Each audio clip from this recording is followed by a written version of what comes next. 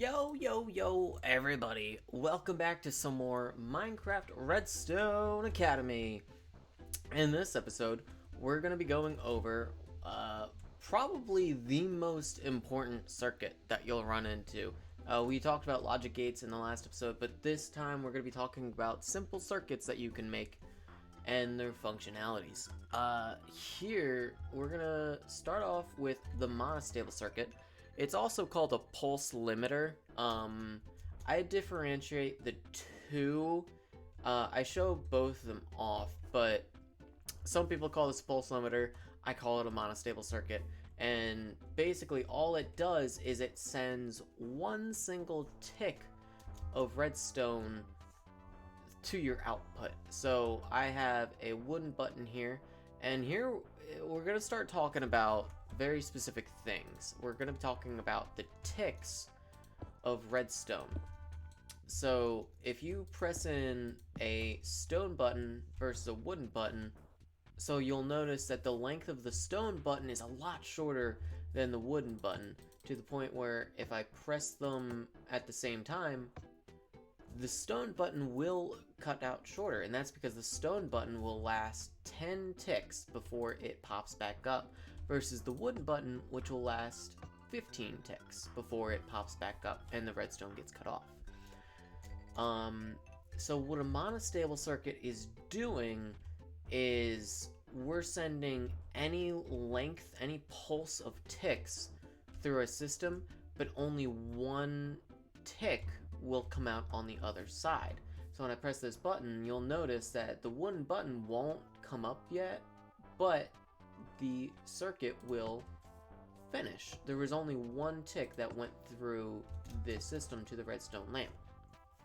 And we can actually easily achieve this by putting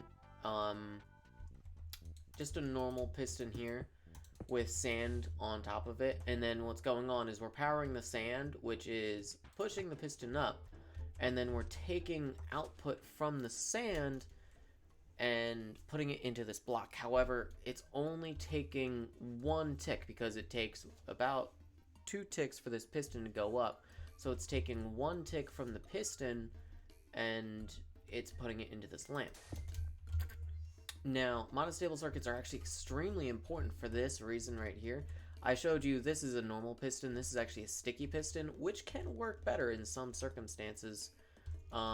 Quick succession circuits, I wrote that down. If you had to press this button a lot of times, then you're not going to get a lot. You're only going to get like one output. Whereas if you use a sticky piston, then it won't matter how many times you push through this circuit, it will always work for you. I don't know if I actually explained that very well, but I think I demonstrated it pretty decently. And actually, one of the main things that you use monostable circuits for is the same trick that I talked about with sticky pistons. When a sticky piston receives exactly one tick, one redstone tick, it actually won't stick to its block. It'll let it go. And we actually use that all the time when we're doing redstone stuff. Now here's a pulse limiter. Now there's a slight difference between the monostable circuit and a pulse limiter. A pulse limiter doesn't necessarily have one tick to it. I think actually this has 2 or 3 ticks. I'll put it up on screen however many it has. But what's going on here is I'm pushing out an item into this hopper, and it's detecting that item, but the item quickly goes back into the dropper. Can't even speak. The hopper and dropper sound too alike. I'm sorry. So yeah, after about 2 or 3 ticks, the item will just go right back into the dropper, and you'll get that redstone output from the comparator here. Now, what's important to know is that this gave 1 tick, this is giving 3 ticks, and you can see that it is still sticking to the block at the end here. So this can be important if you just need a little bit of a pulse, not a huge pulse, but just a little pulse. Now, we've talked about monostable circuits. There's actually different kinds of monostable circuits. There is three, in fact. In fact, this is one of them. If you want to get technical, this is called a rising edge monostable circuit. And what that means is when the button gets pressed, it's when the button is pressed that the circuit activates. There's also a falling edge, which is the opposite. So it's when the button retracts that the system activates. I think I have one of those over there, but this is a dual edge monostable circuit, which means when this button is pressed, this lamp will turn on, but also when the button is unpressed, when it, pushes back out, it will also give you another tick. So you'll see when I press the button, the light turns on. When the button comes back out, the light shines back on for a tick. This could be extremely useful when you're dispensing things like lava or water, because I'll have a falling edge monostable circuit, a dual edge monostable circuit here going into our dispenser, and when a dispenser gets a signal, it will dispense an item, and then once it gets another signal, it'll take the item back. I actually think I forgot to mention that in the dispenser video, but yeah, when it comes to like liquids, it'll dispense the liquids, and then it can take the liquids back.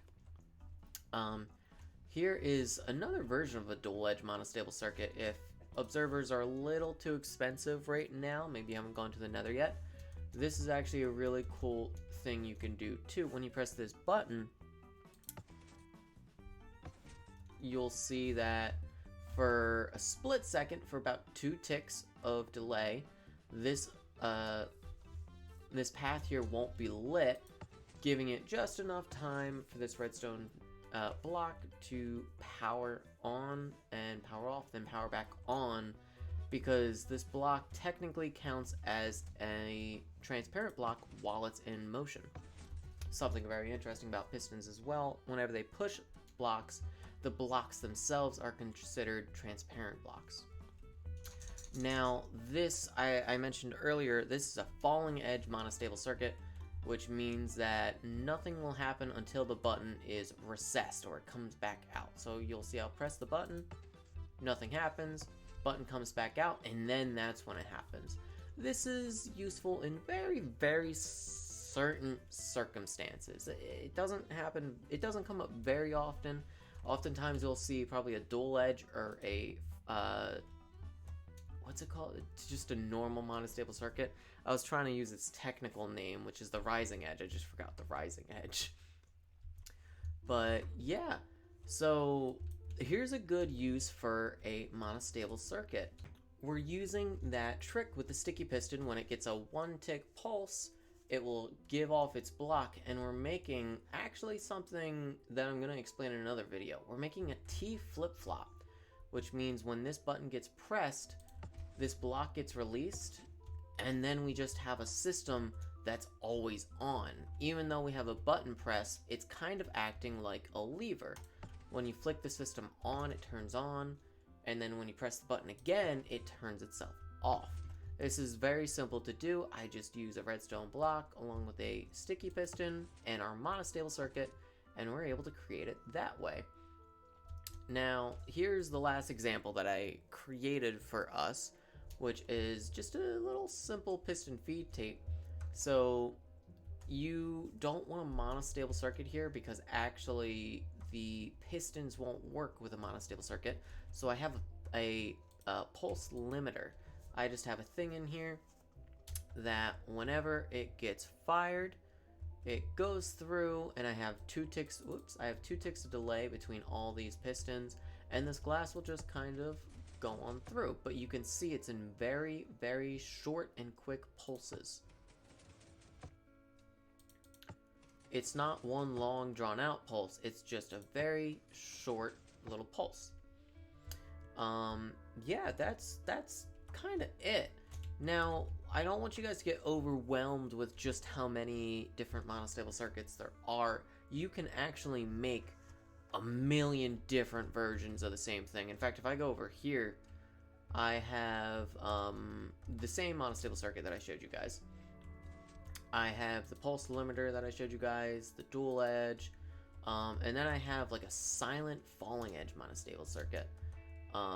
which uses the locking repeater mechanism, which, you know, when the button's recessed, we'll send one tick out to here. And then I believe it's just just a normal thing, but it's a silent, normal monostable circuit. So it's not on the falling edge, it's on the rising edge from when you press the button. I don't want you guys to get overwhelmed with just how many different ways there are to make monostable circuits or pulse limiters, because there's so many different ways.